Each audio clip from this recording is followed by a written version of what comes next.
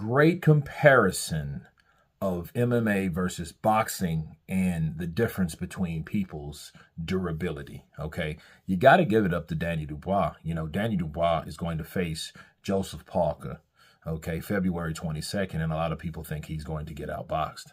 But what a lot of people don't understand about Daniel is that Daniel he's never been knocked out. Okay. Every punch that he's ever taken and got hurt by, he went down by his own admission. It wasn't because he was just overpowered by the punch itself, maybe by pressure like the Usyk fight. He was just like, you know, he didn't want to get hit by punches that might have hurt him more, but he's never been hurt because everybody knows AJ can punch, he can crack. So when he caught Danny Dubois versus when AJ caught Francis Ngannou, it just tells you that boxing is boxing for a reason versus MMA, UFC. You know, you have to be prepared to take shots like that. And it just shows you that Francis was in no condition to take those type of punches.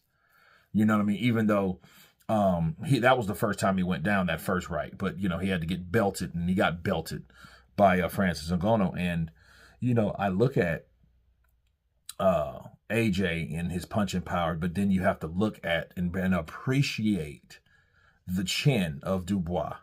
He took that, even though that leg skipped around when he did get cracked, but he took it, and he took another one. He just didn't take that one. He caught two, and he didn't go nowhere. In fact, he bow, and you know what I mean? He was fighting back and catching AJ because AJ got desperate, and he threw caution to the wind, and he rolled the dice. That's what he did. You know, I would like to see, you know, the question is, how many punches would Dubois could have taken? You know what I mean? It kind of, you can argue, well, it don't matter because it didn't happen. But I'm just thinking, like, how much could he take? Because he took those punches and ate them like Big Macs, Whopper Juniors. You know what I mean? He ate it with no problem. Sure, he buckled them a bit, but he didn't, you know, his durability is up there. So I think that's something definitely they need to think about when, you know, in Joseph Parker's corner. Because Joseph Parker, I think, in a perfect fight, he can use his attributes to beat Daniel. He just has to avoid the jab. Now, if he starts getting hit with the jab, he's pretty much done. Because if Dubois can catch you with the jab, that jab is going to set up other punches.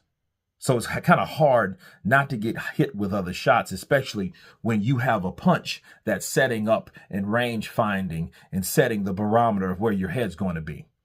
You know what I mean? So, yeah, it's, you know, you're pretty soon, if somebody catches you with a jab, pretty soon, either jab or a hook, you know, hook off the jab, or a jab and a right hand and a left hook, and you're going to get caught with something, you know, else. And that's how Danny Dubois rolls. He hits you with that jab, then he's coming in with 3 or 4 punches.